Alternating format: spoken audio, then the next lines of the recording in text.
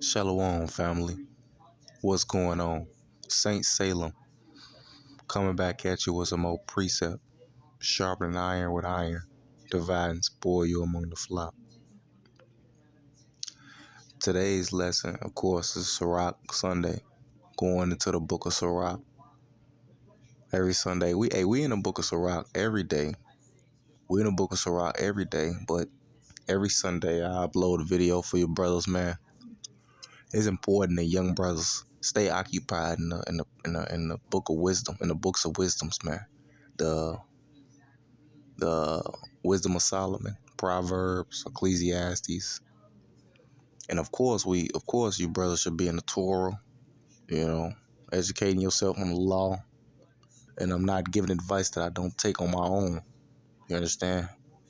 So every Sunday, man, I'm upload a video for you brothers getting into the book of Sirach, because it's packed with knowledge. It's filled with information and lifelong advice, man. So today I'm in the book of Sirach, the 33rd chapter, and we going over how the Lord fashioned mankind and how the Lord divide mankind and fashion the Israelites and the rest of the nations how he feel like it and when he feel like it. All right, so let's get into it. Okay, so now I'm in the book of Ecclesiasticus, the 33rd chapter. Verse 10, it says, "And all men are from the ground, and Adam was created of the earth." So like, yeah, Adam was created of earth.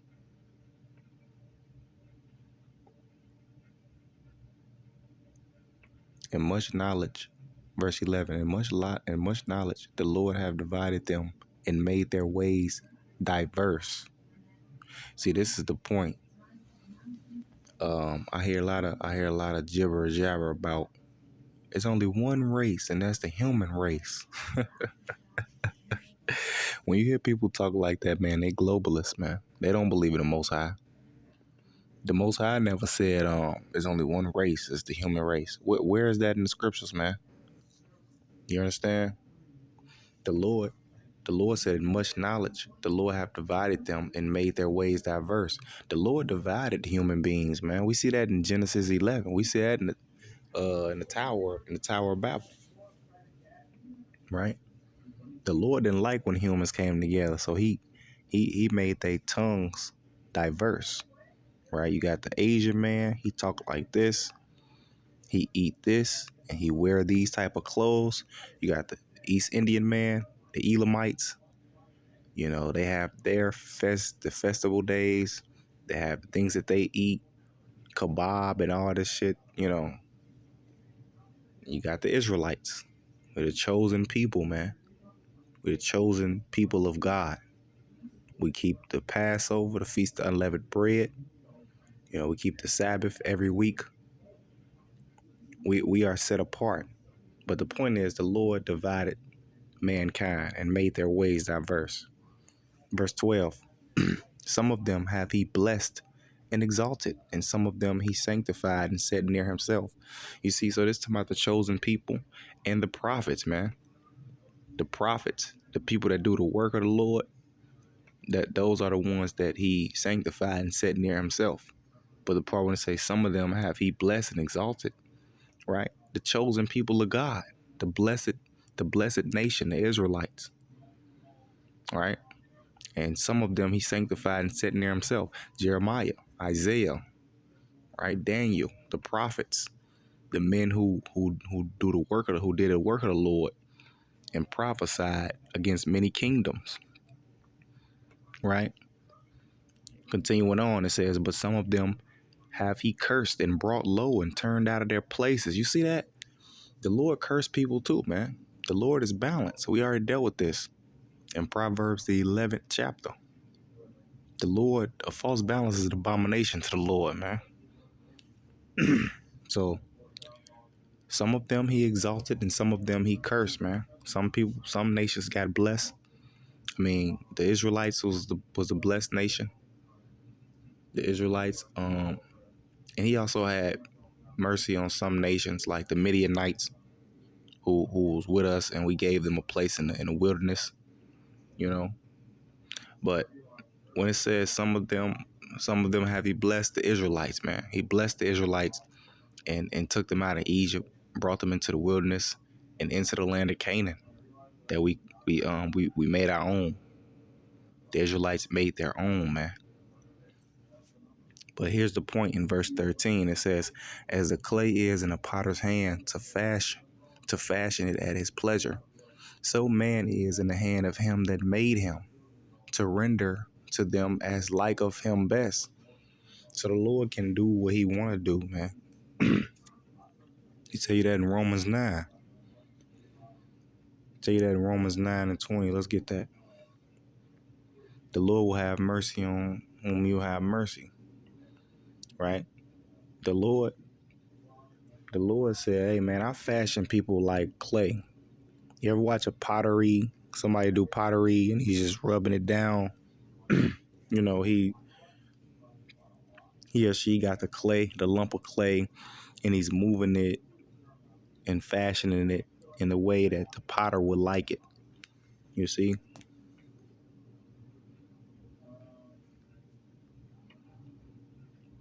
This is Romans 9 and 19. It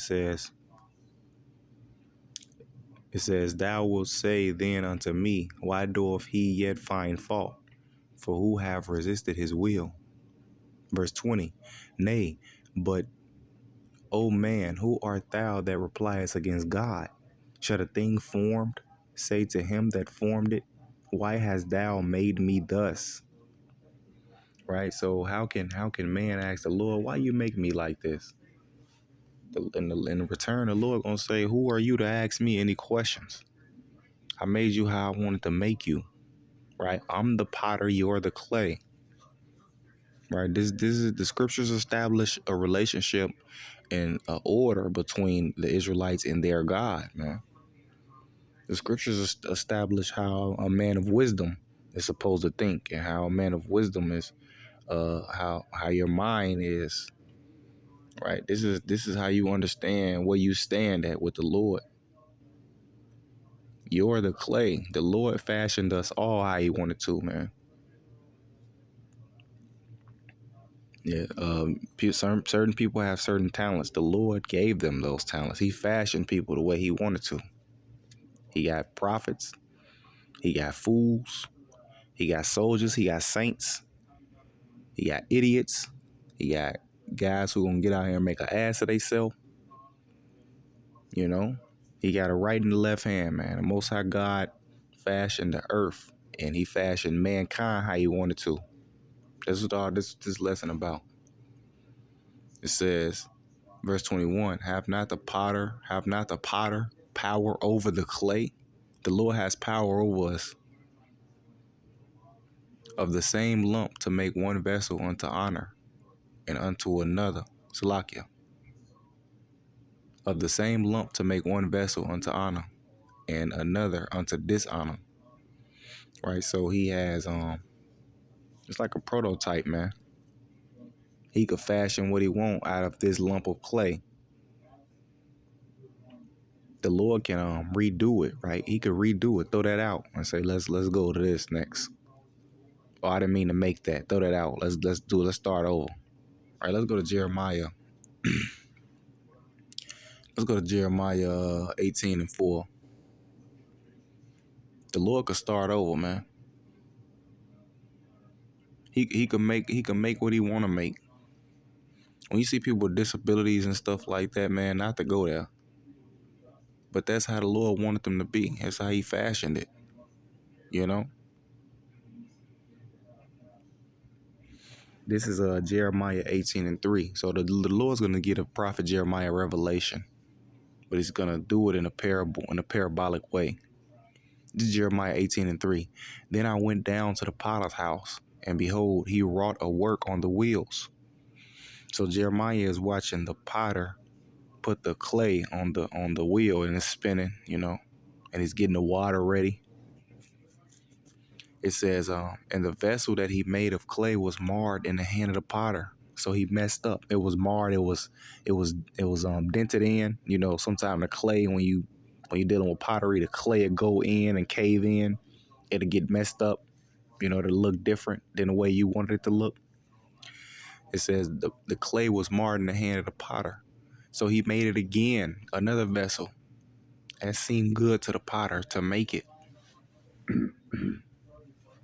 Then the word of the Lord came to me saying, O house of Israel, cannot I do with you as this potter, saith the Lord?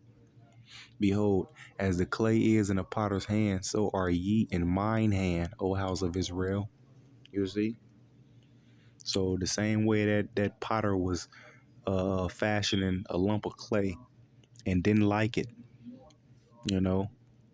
So and make it again, make it right, right? So the Lord saw us going off. He said, no, no, no. We're gonna have to redo this. I'm gonna have to fashion this a different way. I don't like the way that this clay is marred. When Israelites are going off, when we are sinning and getting into idol worship and worshiping all these other gods and going into Christmas and Halloween and New Year's and Easter, we're a marred lump of clay, man. The Lord is gonna refashion this clay, right? Thus saith the scriptures. So I just I just enjoyed the way that the parabolic way that it was written. Let's go to Isaiah. Let's go to Isaiah 64. I just love the way that the scriptures, um, and the metaphors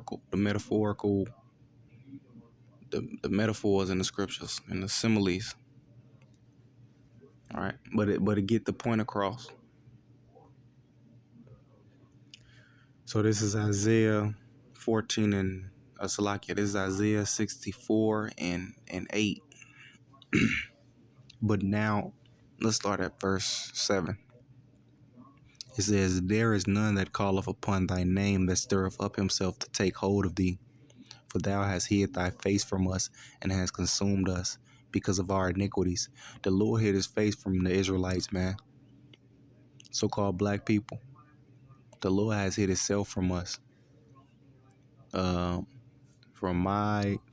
my elders in the 80s and during the crack epidemic and all that. And they elders in the 60s. Civil rights and dogs get sicked all on you and water holes. It's been up, man.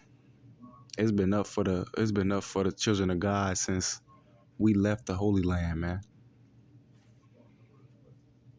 We done been into many different captivities, but it said the Lord has consumed us because of our iniquities, man. It's because we've been going off, man. It's been because we getting into idol worship. And the so-called black man think with his penis, man. All we think about is lustfulness and when we gonna have our next drink, you know. But it says because of our iniquities, we're not looking forward to the Most High God in the kingdom. Verse 8, it says, but now, O Lord, thou art our Father, and we, we are the clay, and thou our potter, and we all are the work of thy hand. Let's read that again. But now, O Lord, thou art our Father. We are the clay, and thou our potter, and we all are the work of thy hand. Right, so Isaiah agrees with Jeremiah and Paul. The Lord can fashion us how he wanted to, and he has, man. So I just wanted to get this. I just wanted to get this quick, some quick scriptures on how the Lord fashioned us and how he do with man what he feel like, and he have mercy on who he have mercy on.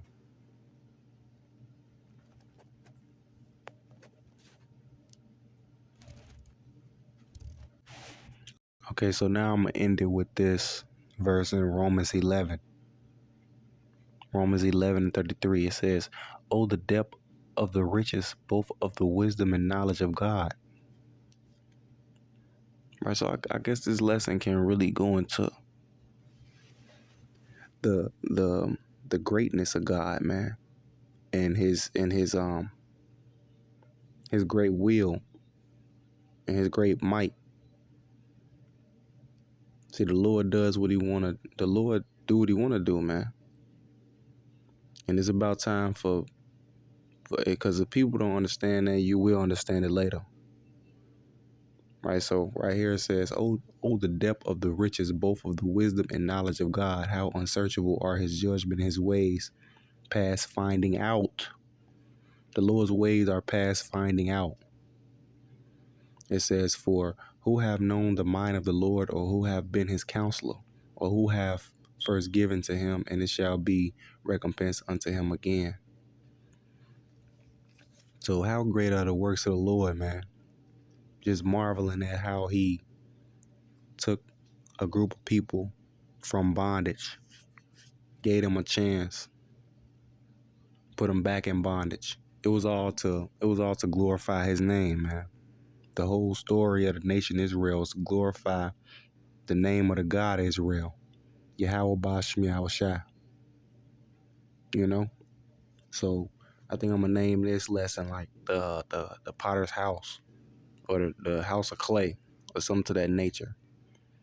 But I just wanted to go into the book of Sirach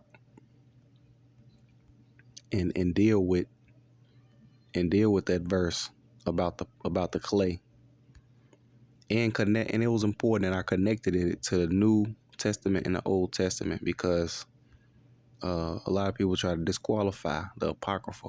But as we could see, the apostles and the prophets, they all agree to what's being said here. You see, the apostles and the prophets all agree to what's being said in the Apocrypha. Right? So, as the clay is in a potter's hand to fashion it at his pleasure, so man is in the hand of him that made him, to render to them as like of him best. So as like of him best, as how he wanted it to be. You see? But this is really going into the differences between the nations, and how he chose this nation and chose that nation. Right? It says good is set against evil, and life against death. So is the godly against the sinner, and the sinner against the godly. Right? But with that, I'm going to yield. Because I'll be here all day. I give all glory and praise to the Most High God, Yahweh Bashim Yahweh Shai, Barakatah, and Shalom.